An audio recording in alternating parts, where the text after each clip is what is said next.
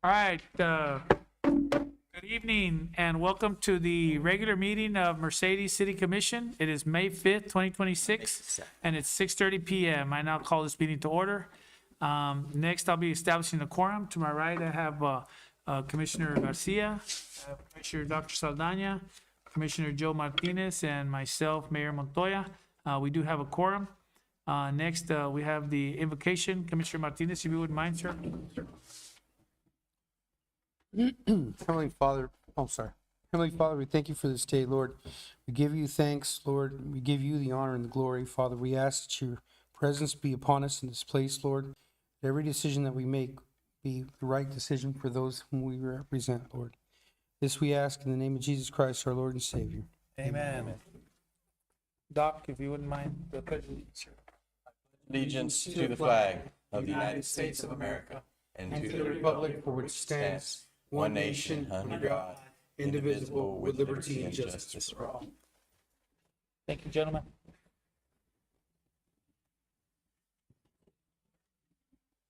Texas pledge. Okay, open forum. Is there anybody signed up for open forum? No. Moving on to presentation proclamation for the Melanoma Skin Cancer Awareness Month. Bring me the proclamation.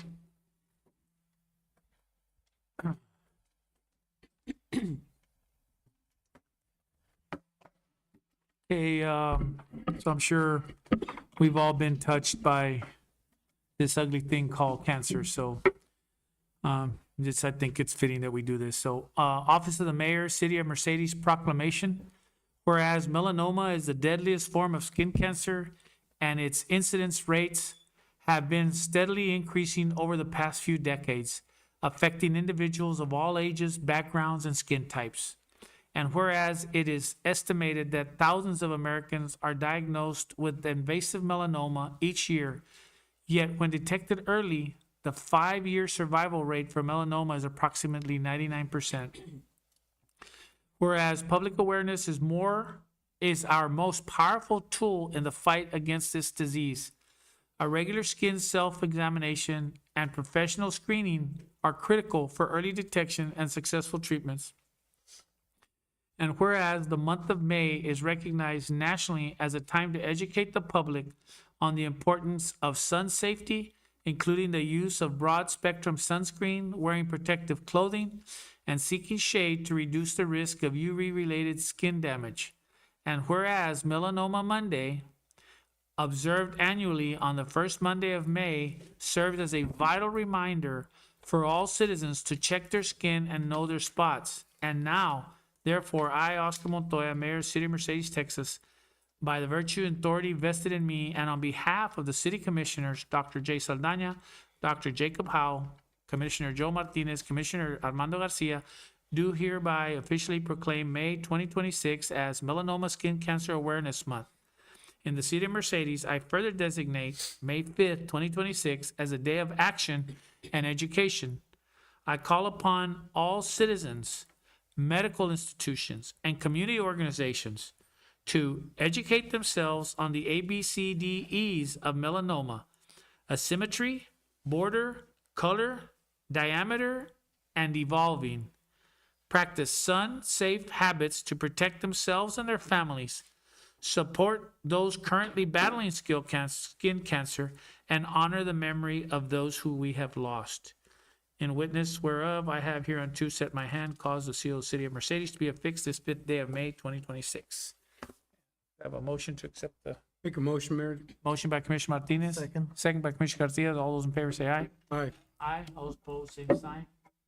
Motion carries. Just a real quick snippet on this.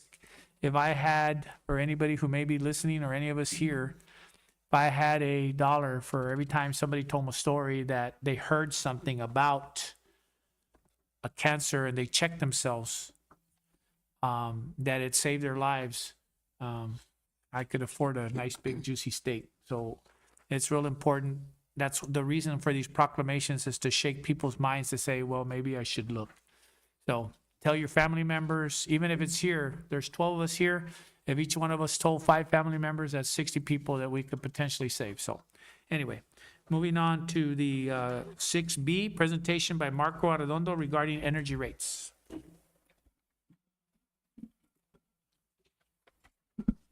Good afternoon, Commissioners.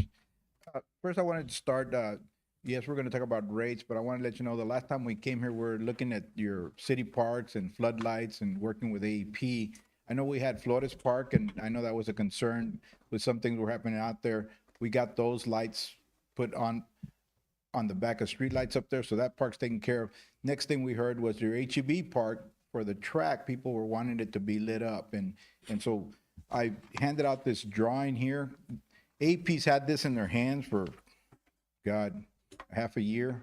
You know, we're working with your engineering firm trying to coordinate the poles, and then that kind of fell through. So I just went with AP. I used to be a design engineer with them. So you see those the 5 yellow poles that are in there, like little circles with red arrows. And I told the AP, kind of like I used to in the old days, I want these poles put here, and I want lights pointed this way. I want the brightest lights you got, like we have over there at Flores Park. And Adam finally met with one of their engineers. They finally called us back last week or so. All right, so they're talking about now finally putting in the poles. When we talked about putting in the poles, I know that somebody here had said that maybe you wanted street lights on the backside of those poles because that's a dark street over there on the backside. So we now saying we want the floodlights put up there under one work order, and then they're gonna do another one, and I think they already sent you the email to try and put street lights on the upside of that street, so we can really light up that area. Once we get those floodlights in there, we're gonna have to go look at it again, because we had all the lights fixed by AP quite a while back and lit up the park pretty good, but we don't know what may or may not be working. I think Adam said he went out there the other night, and the one on the corner by the Sonic is out again. Yep. So it's one of the things that I want to mention to city council, and hopefully people are watching this, is Alberto went out there, and between us and him, we took it on ourselves to try and fix every streetlight in the city. So he was out there 4:30 or 5 in the morning getting GPS coordinates, and then he would relay that information to us. We'd send it to AP, and then AAP told us that we sent them too many work orders at one time, so we got them in trouble. So we said, okay, so how can we fix this? We found the person that works behind the scenes. So now when Alberto or somebody sends us a light that's out, we send it directly to a guy that's responsible for taking those lights. Because they want us to send it to the unmetered at AEP.com. And that's like we feel it's like a trash bin. Because we ask them, okay, we send it there, who's working on it? And they say, somebody. So who can we call to make sure you got it? And they said, there is nobody you can call. So I talked to my old AEP friends, and they said that they know it's a known issue with AEP. And my gut feeling is that they want to get out of the lighting business. You know, they did for everybody personal. They still do it for cities. They do it for government entities and nonprofits. But we're trying to make this thing work. Just when we thought everything was working fine, AEP let go of their CEO. I don't know if you all saw it in the news. So they got a new CEO here, and he reorganized the whole organization. So we started again, but we got names and numbers again. I know we worked on your LED decorative lights, and we sent them a letter probably about a half a year ago again, and nobody had addressed that. So a couple of days ago, we finally found out where it was. We got it sent. They're saying that you got moved to the front of the line because they dropped the ball. So hopefully we'll get this thing done here in the next week. The paperwork, because you have over 100 lights, it falls in their bucket where they're either going to do it systematically over 3 or 4 months, or they're going to send it out to a contractor. But either way, they said that they try and get it accomplished within the next 6 months. So it's These are the decorative lights in the downtown area. in the downtown area, where we're converting them all to LEDs. They're supposed to be sending you a draft agreement. They told us they'd send it today. I wasn't holding my breath, but at least we got names of people that we can email. It's no longer the great abyss. And again, what I want to get at is, if you have any citizens in your areas or that you talk to and they see the lights out, please send that email to you, Alberto, and then we'll get GPS coordinates and we'll send it to our guy to fix them. Because you know, it can't be a one-man show. Somebody, we say for the police department, you know, at night when they're driving around to but I don't know that they'll GPS the light or not. Well, the easy ones is if they have a pole number. It's when they don't have a pole number, then you need GPS coordinate plus the cross streets. Yeah. Okay, any questions on that? When did you report to us last? I can't remember the date, but it's been a while. Yeah, it was about, I think it was about a year or so ago. All right. One of the things that, I mean, we can schedule a quarterly visit with you all. Me, and that's what I was telling you, Mayor, earlier. As a professional engineer, I work closely with your public works director, with your other people, with Alberto. I usually do not come back to the city council unless they request that I be here to make a report. But we can schedule for me to be here every other month. You know, I don't mind coming and telling you where we're at on what, but usually I don't come here until I have something significant to report other than maintenance issues. So how many lights were put in at Flores? We're gonna, on this one, there's gonna be, at Flores, we put 3. Three were put in. Yeah, one on the back of each. So you wouldn't incur any costs because I'm an ex-AP design engineer. You had 3 streetlights that were facing the street, nothing going back toward the park. So if I put the brightest, like the old 1,000 watt LED floodlights pointing into the park in a triangle, it should have taken care of the situation. If you want more lights, we're gonna have to pay to put more poles in there. And what I'm trying to do is do first what we can do as economical as possible, and then we can upgrade if you need to upgrade. Yeah, well, I'm not opposed to paying for something if we get something. I'd rather pay a little money than have a dark park. If we can get it for less money, then that's even better. But there was a light at Hinojosa, I think, which I think is the one at Melton Park. I remember seeing a light there. Was that something we did? I know Tom told me about it. Where's Tom? Is he here? There he is. Did we put that in, or did AEP put that in, or that crooked pole? Okay. It was kind of leaning over at about 50 degrees, but it still lights up. And that's their work? That crooked pole is their work? And it's a new pole? Well, I don't know. I mean, it's a pole that's kind of just laying off to the side like that. I was going to put it in our commission report, but I was embarrassed because it's kind of leaning, and Why don't we submit they it as a usually are report? supposed to go straight up, I think. But I didn't know about. So that's the other one I was thinking about, and then I don't know if we have any at Goza. That's another little park that we have. If we've looked at any of that. Do you know? And that's why I wanted to bring this up to you as commissioners, because I work with counties, and when you work with counties, each one has their own precinct. Sure. So their commissioners, like with Webb County or Maverick County, their commissioners will send me an email and tell me this constituent wants this light fixed or this light put in. Here, there's no real other mechanism other than your public works director or somebody Well, sending we have a something city to us. manager. We're different. I mean, we don't work like county. Yeah. Yeah, and so like right now, if you're talking about a pole, then we know the person at AEP that will take care of your floodlights. And so if you send it to Alberto or your public works director sends it to us, copies Alberto, because I don't want anything without copying Alberto, because he needs to know what's going on. And then we will get with them, send them an email and copy Alberto to let them know that we have addressed the issue. And I'm glad we get around the AEP.com issue, because it was frustrating as the yeah. dickens that nobody to call. People that ignore me tend to get more calls, not less. And I mean, that's the only thing I can think is if we, if we're making requests and we're not getting a response, then I don't think that's an acceptable situation. I mean, some people are very responsive by nature and some people aren't, but the people that aren't shouldn't be allowed to be, in my opinion. Yeah, and one of my best friends with AEP, and I don't mention names, right? They took the issue to AEP corporate and said, we can't operate, because they're responsible, kind of like your key account manager, to respond to you.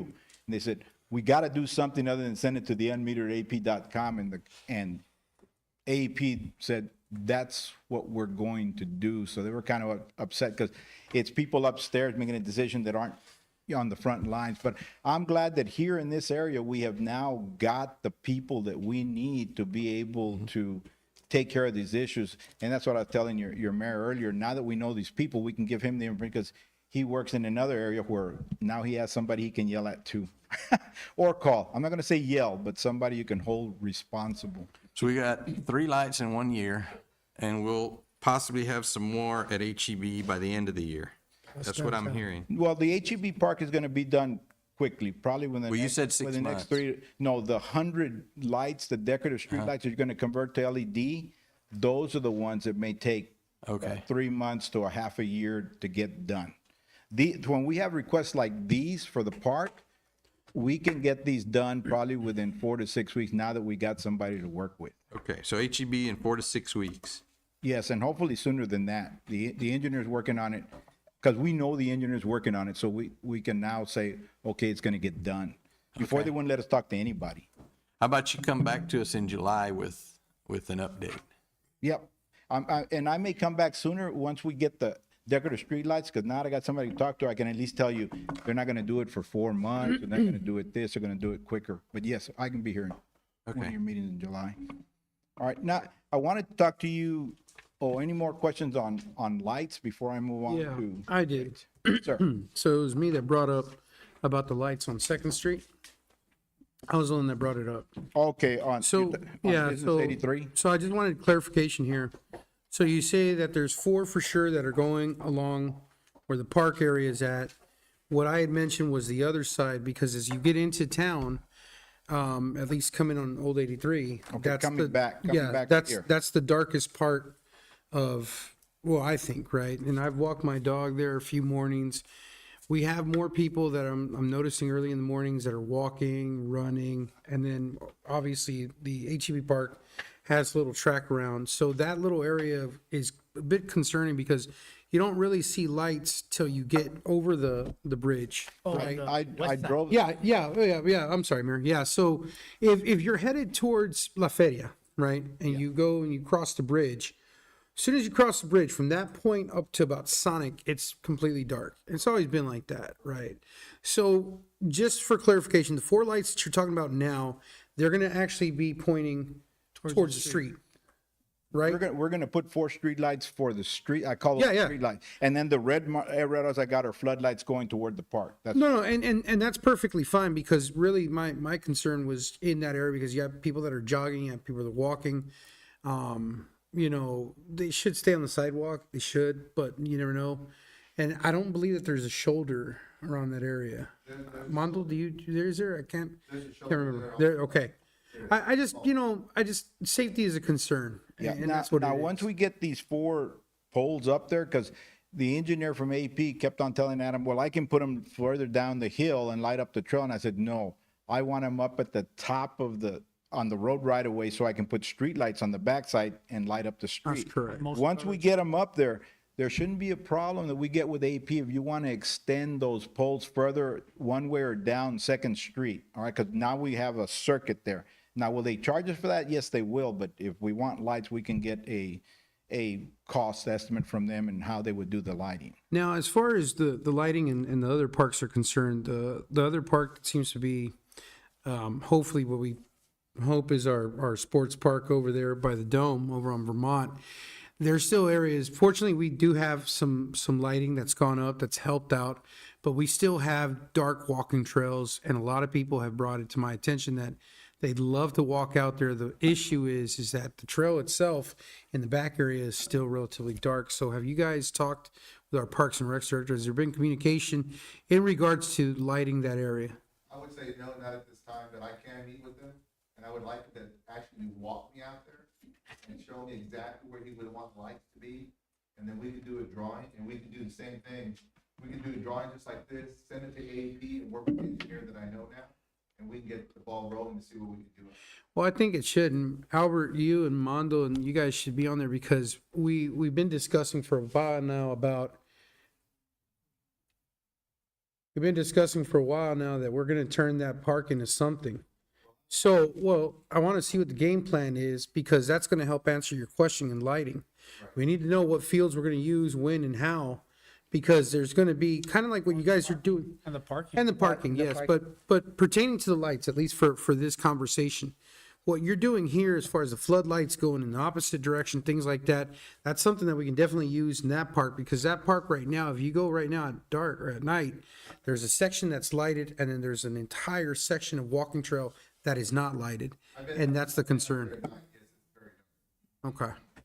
Are we, this is a different park, this is a different park than It's a different park, but, Oh, where the dome is. yeah, That's a but. big park. But it's our goal to eventually turn it into our sports park. I mean, that's the overall goal, right? So I think really before we start just throwing anything over there, we need to know what the game plan is, what we're setting, what we're gonna do. Because it doesn't make sense if we put lights and we're not even gonna use a field. Like, we have to be able to know, okay, what can we do? And so forth. And this is not just for you guys. At Webb County, they just approved the $65 million fairground project. And they said, we want AEP to move lines, we want lights here. And I stopped them right away and I said, where's your master plan? And they said, well, we're working on it. I said, well, we can't move lines and we can't do anything because I'm not going to be moving an AEP line and paying for it. And I take ownership of my client. Going to move an AEP power line 3 times because you don't have a master plan. You know, we kind of at least want to know what you think you're going to do. And then we can spend the money and put the lights and power lines where we need them. Well, I'll tell you what I like about this right now is I see my city manager, I see my Parks and Recs director, I see you guys, and I see our grant writer right here. So there should be opportunities for us to maximize this. Maybe even look into, if, I'm pretty sure solar lighting is a big deal right now. I'm more than sure. So we should be able to all come together and figure something out because That's correct. 'Cause lighting in parks is Even if big. there's no power out there, you can now get a pole with a light with a solar panel on top for about $3,000 and you own it and you can move it. You know, you just kind of plant it with your own people. So that's always a possibility. I just don't like for any government agency to own something and maintain it that they don't have to when AEP does it very economically. So we will look at Well, all that's the options. even if they're We're going to do it, looking because at you're that. telling me AEP is changing the way that they operate. So we got to be in anticipation of that. That's correct. But I don't let's not. mind looking at $3,000 a pop. That's not bad. Nonetheless, I think I'm frugal. nonetheless, I think for, like I mentioned, for this conversation in pertaining to parks, like I said, we have everybody here that needs to be here. And I'd like to see you guys get together to see what we can do about these parks, because this has been an ongoing conversation and we need to start going on the Our offense. biggest hurdle was getting the AP personnel that we could hold accountable and we're not really, I say we're not really holding these guys accountable because they really want to help. They actually said, anything you guys need. And Hillcock used to be your key account manager, might still be, but he was in a serious accident, might be retiring. He was bedridden for about 6 weeks, got back problems. So I wondered why. He used to be very receptive. Like when we were building that big project here, that mega project, he was involved with everything. All of a sudden, he just went dark on us, and I didn't know why, but we're back on track. I mean, nonetheless, I just want to make sure that we utilize the resources and people that we have so we can start making these things happen. Thank you for the report. Okay, now I want to talk about the rates now. Okay, go I ahead. want to add one last thing to this. We had a lot of conversation. I want to make sure that I give a clear message, and then Joe, if you want to give a different one, I'm Commissioner. But I would rather, I like Joe's idea. Go look at what the cost is of putting in lights that we can move around later, especially given the fact that we're not positive, 100% positive what we're going to do. But I think we still have a duty to see how much it would cost us to light up the actual trail. Over there at the People are dome, already out at the there. dome? Yeah, and so I think there's two things there. I don't think $3,000 a light is that bad when we're not having to buy poles or get AP out there and then wait for them to come fix them months later. And I think it's even more going on your frugal side. Like Joe said, if there's grants out there, and I'm pretty sure they are for those specific ones, because we talked to them when they were in Dallas, like 3 years ago. So I know the price was going down, and I know there was a lot of grants out there. So I get it. We're waiting on AP, but my request would be that you all go and find out. And for that track, we can do that. The contractor that installs those lights is out of Edinburgh, so it'll be a Come up with cost estimates for it. Cost I estimates? think there's already a plan for the park, we can sit down and go over the plan with Okay, you and good. say, look, this is what we're planning to bring in. Let's take advantage of whatever lights we can put up that are gonna benefit now and in the future. And I think the benefit of that in the long run is, let's say that they put a football field out there for argument's sake. Then we'll just take those lights out, and when we do the parking lot, we'll put them in the parking lot and still save us money. That's the Whereas bright the side other of ones, those. it's gonna cost us just to move them. That's the bright side of those poles. You can move them anywhere. Once you own them and they don't need any power, you just go plant them. Yeah, and that's just, that was just, no, Mayor, I mean, that's just what I was thinking, because again, I see everybody that needs to be here, and, our people deserve it at this point. I mean, we've been talking about it for a long time. I think it's time to be on the offensive. Well, I'm glad you're now looking where there's no lights, because when we first came on board, we fixed all the lights that were busted. We spent, that's the first time, and it took us a while, but we got AP to do it, and now it's time for us to do it again. It's kind of like, where do we go from here? And thank you for the decorative lighting on downtown. That's something that I think, I've seen it in other cities. I think it's gonna make a big difference in that area. And it's making a wave. Going to rates now, your contract doesn't expire till June of 2028, all right? But I know you guys have seen the news, how we're running out of power, our base load is going down, rates are going up and projected to go up. And I just wanted to give you a State of the Union speech. I'm gonna start looking at what the rates look like going beyond 2028. We just did Laguna Madre Water District, the contract expiring in 2027. We went out for 8 years, basically right at about 7 cents, all right? You guys are sitting at 6 cents per kilowatt hour, right? We signed a 65-month contract back then. I almost want to kick myself in the foot, because, man, it would have been nice if we went out 10 years at 6 cents, but nothing back then told us that we're going to wind up where we are today. I was hoping prices would come down a little bit. We could extend, waiting for that sweet spot. Right now, I just pulled some preliminary pricing for you guys going out 8 years, because the maximum go out is 10 years. Your contract doesn't expire for another 2 years. You're looking at about 7.1 to 7.4 cents per kilowatt. It's about a 10% budget increase from what you're paying today. All right. Sounds bad, but you got 2 years to get ready for it. Not saying we're going to do anything yet, but I got to bring you information so that we can decide what you may or may not want to do. I'm recommending we probably do something sooner than later. AI's coming in. They're talking about the data centers. They're talking about requiring them to bring in their own small modular nuclear reactors, because we're down to less than 20% reserve power in the state of Texas. It has nothing to do with the price of natural gas anymore. It has to do with how many power plants are out there to power up what's going on. We're doing Laguna Madre down in the valley, just to give you an idea. We're looking at 4,000 kVA of additional power requirements. That's almost as much for that plant as the entire city of Mercedes uses per year. And so I'm working with AEP. It's going to be built within 3 years. I got to make sure we have generation, we have the power lines and everything to serve that plant. That's what I'm working on currently. But when I look at that and I look at their pricing, I've got their contract out for another 8 years beyond 2027. And they're allowed to use 100%, as you are right now, 100% more energy at the same price of that contract, even if it starts 3 years from now. All right. So when I get the contract, like for you guys, when it's a city, I don't know what's going to happen. I always get that you can use 100% more than what you're using today, or 100% less at the same price without penalty. So if I'm talking to you about rates going forward, I always have that big buffer there, because we don't know if you're going to do desal, reverse. We don't know where we're headed, but I know that we do what we got to do.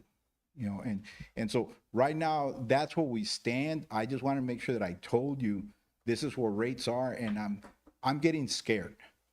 I don't want to come to you 2 years from now and all of a sudden energy rates are 10 cents and you go, why didn't you tell us 2 years ago? Because we can always sign it today, and if energy goes down, we can blend and extend down. Well, I do have a question for you. What has caused the rates to go up, and do you foresee it to continue to go up in 2 years? Or is there some miracle where it could balance out and go even lower than what we're at? Yeah, and that's why I'm glad you asked that question. All right. We have so many power plants that are, we call fossil fueled, being coal, gas, or nuclear in the state of Texas, that we call base load. You can run. It doesn't matter about the sun or the wind, like all the wind generation and solar just got built. Those plants got overbuilt because they had grants. They were federally subsidized. So if I were a power generator and the country's gonna pay me 70% of my cost and guarantee that I sell my energy if I do wind or solar, that's what I'm gonna build. I'm not gonna build a natural gas power plant or a coal where I have to every day, they bid every day and the lowest bid wins in the state of Texas. So everything's been dwindling down and you even know they closed some coal-fired plants because they couldn't compete. And those guys said, I got all these EPA regulations, but I put up wind or solar. I'm guaranteed to sell. I can sell it whatever price I'm going to sell it at. I don't have to compete. That's what happened in the state of Texas. We're down to 20% reserve capacity. And so when the reserve capacity goes down, the prices skyrocket up. And that's what's happening to us. There's about 130 fossil fuel-based power plants being proposed, and about the last 10 have failed because once they find out they're going to build their power plant, then they got to go in there with a brand new power plant today's cost and bid at the selling of that energy against the ones that have been there for 20 years and they're nothing but just overhead and profit now. So they can't compete. Our system is got to change. If we don't change the way it goes, we're going to be in trouble. And so nothing that I foresee in the next 5 years, or because it takes 5 years to get a power plant approved and built. There is none of them that are in the process of being built. I don't think anything's gonna get cheaper, but how much do we use like during peak? What, You use 5 million kilowatt hours a year. I mean, That means about a peak of about maybe 2,000 kVA. All right, so sometimes maybe it could be a little higher, just depends on how often you use it, but usually it's 25%. But that's about what you use, and what's dry. Right now, I can tell you that a customer that uses 500,000 kilowatt hours per year, which you use 5 million, so 10%, they almost get the price of the energy, almost the same price that you do. So there's no longer a price break because you're using more, because there isn't any power to sell. And just like they're getting us with the gas right now, I don't believe it's fair. We have more oil in this country and we're exporting it, but yet our prices are going up.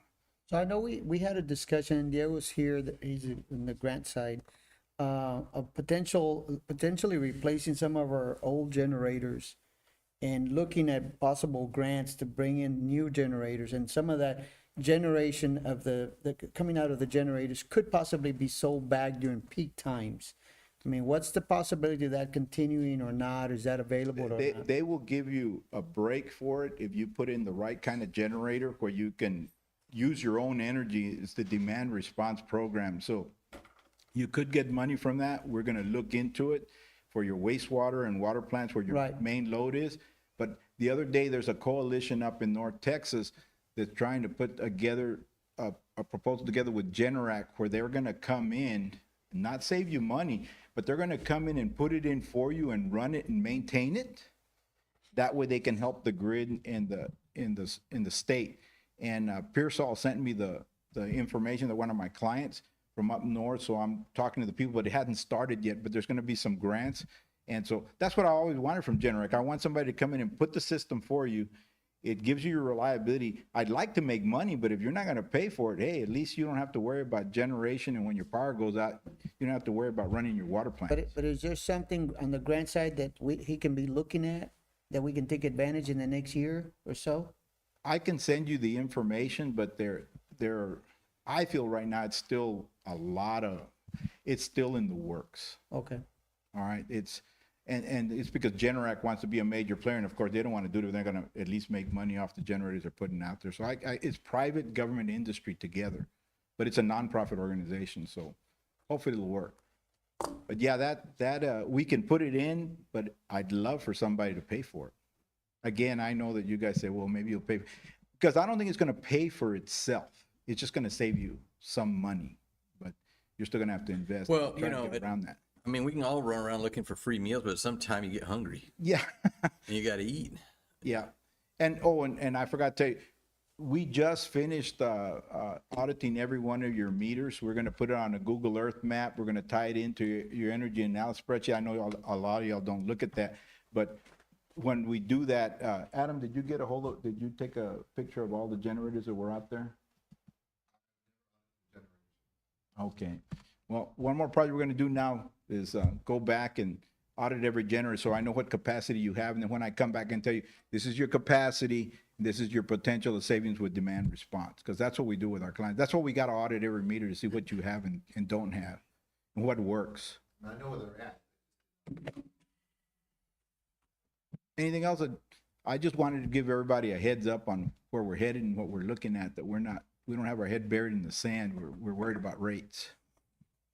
I think we're good. Thank you. Thank you.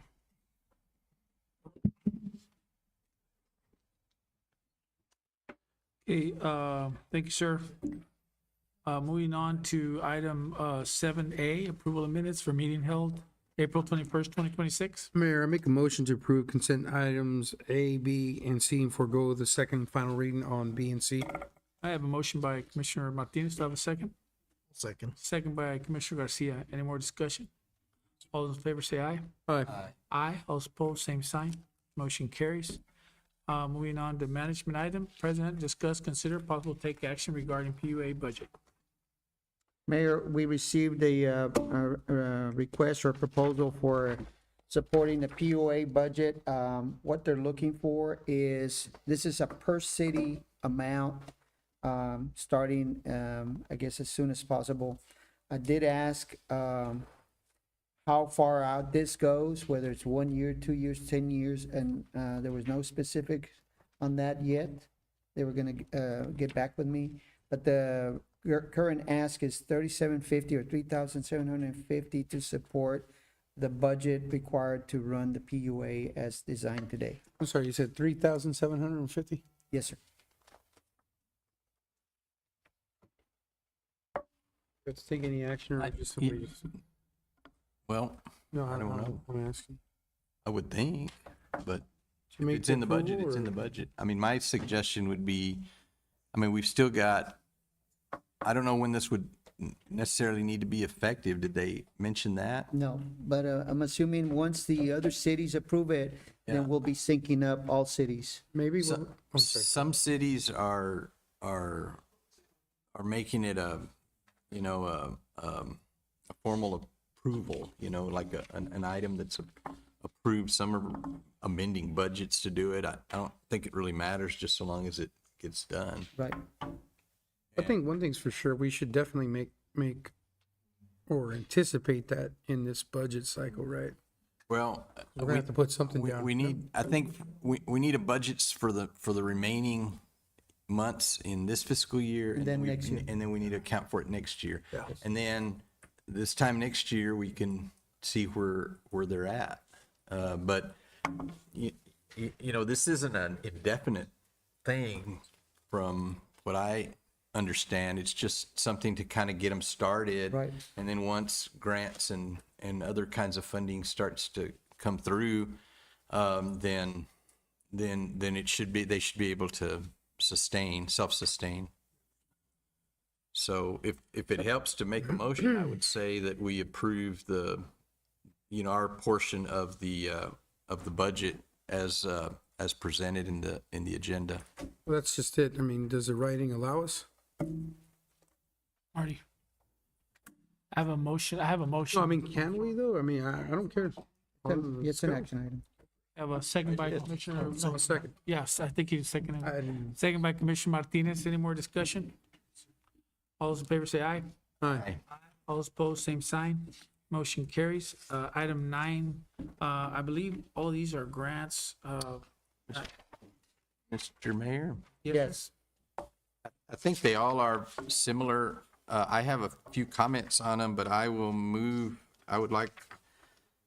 that we approve items 9A through 9K. I'll second the motion. And And I have some, I have a motion and a second for 9A through K. And I don't really, Commissioner Martinez, discussion. Go ahead, Commissioner, Doctor. I don't really have questions as much as comments. first off, I want to compliment the police department on how they've put these things together. It's real, you've got I guess the original announcement. He's giving you all the credit, Lieutenant, which is a good thing to do. And and not only that, but y'all describe the amount of money coming in. Then you talk about what you're going to spend it on, and then you have actual sort of estimates, I guess. I wouldn't call them invoices, but where we can sort of look at. I feel a question coming, so. T, Just warming It's up. inevitable.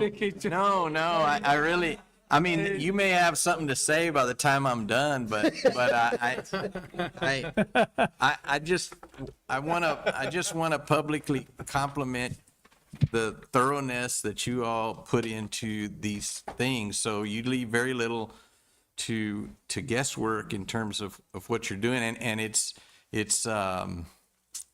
I mean, it's very needed stuff. I see Diego kind of pulled up next to you, and they deserve some credit as well for but this is going to get us units, it's going to get us overtime, it's going to give us a lot of I think there was some emergency equipment, EOC kinds of stuff that I saw, and all these little pictures of radios, and I guess there'll be antennas on the backs of some units now that we're going to have that we didn't have before, that will allow licensed readers in 12 or 13 units, along with It's pretty good. other kind of stuff. So I don't know. Y'all are going to be on information overload. We may have to hire some RoboCops to handle all the data that y'all are going to have.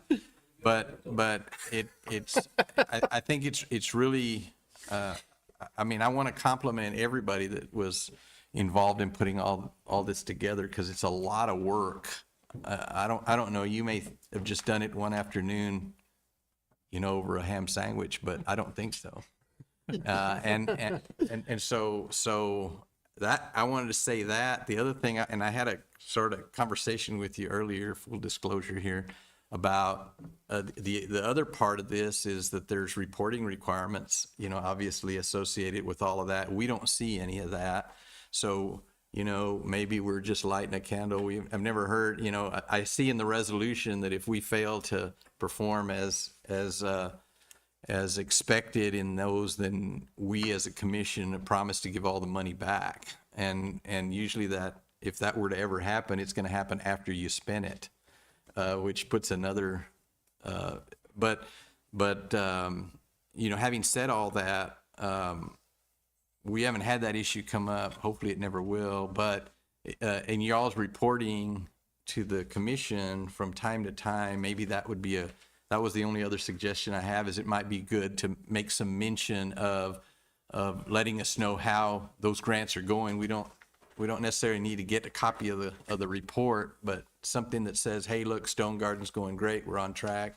We're a little ahead. We're a little behind. We're, something to that effect, just to give us some feel for how all those things are going, because you're going to have to, the fun part is spending the money, right? And getting all the equipment purchased and in place. The hard part is collecting all the data and making sure that you're doing all the things you're supposed to be doing. That's all I had to say. That's a mouthful, but this is the part where you defend yourselves, I guess, or say thank you for those compliments. Or I don't. Oh, I thank you. It's not only myself that does the work, it takes Diego and Yes. everybody else. The city manager, the finance director, it takes everybody to culminate everything and put it all together. And obviously you guys to approve. So it's an all group effort from everybody. $61,000 cruiser, you're gonna be getting a new one of those things, I guess, too. I saw something in there. I you don't know wanna- who gets to drive that, but You want to go over some of the high and just highlight you don't need to read it, just Some of the bigger, what's coming in with that grant and the benefit, not as. So at Operation Stone Garden, a total of 106,000, 45,000 will go to personnel and overtime, 61,000 for a fully equipped vehicle. In the Operation Lone Star, it'll be $173,957.55 for the purchase of LPRs. License plate readers. There'll be 4 LPRs, yes, correct.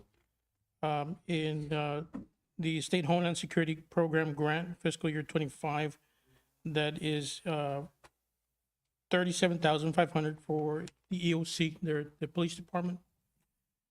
The State Land Home Security Program, SHSPL grant, Border Crisis Project, it is 205,000.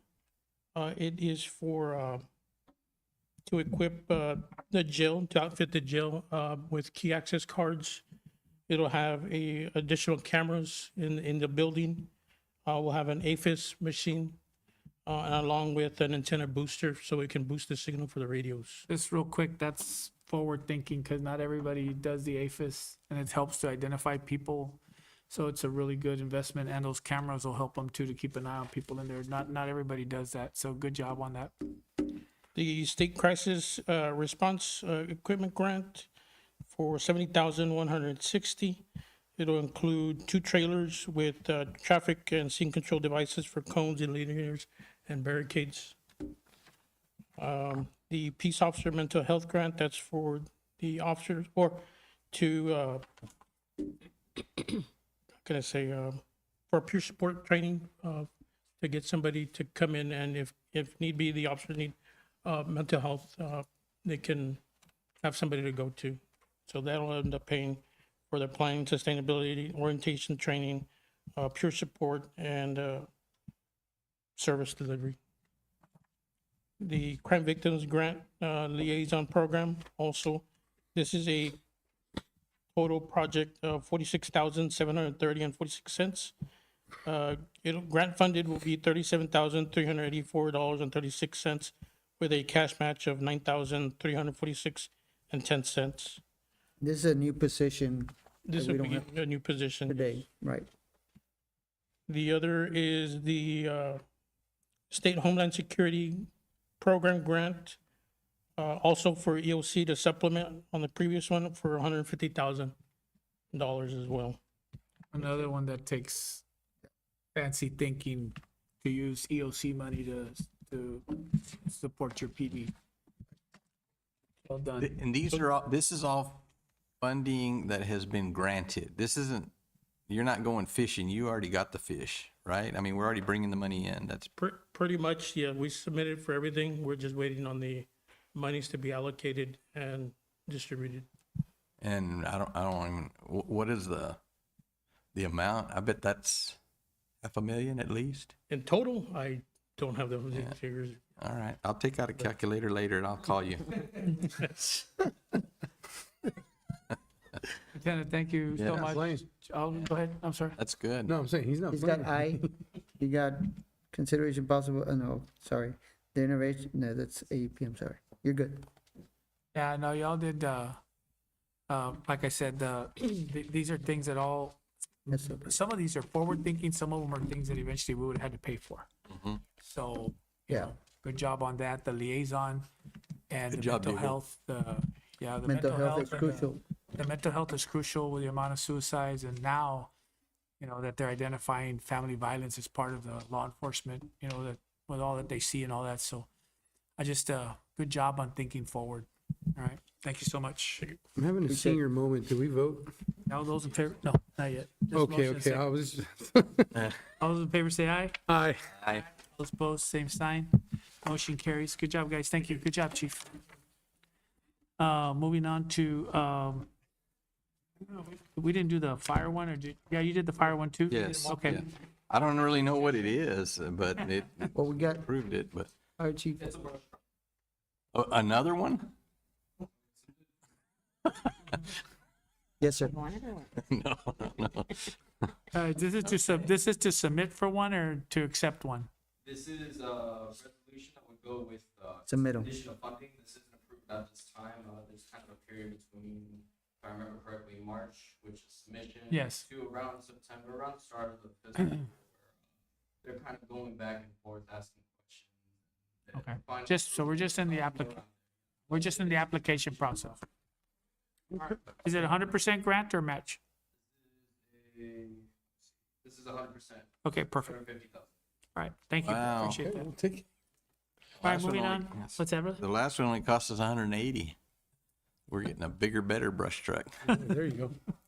All right, item number 10, executive session, chapter 551, Texas Government Code, section 551.071, consultation with attorney, section 551.072, deliberation regarding real property, section 551.074, personal matters, and section 551.087, economic development. We'll be taking items A through D. Do I have a motion for executive session? Mayor, make motion.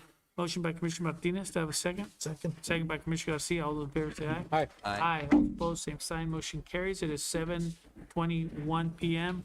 We're in executive session.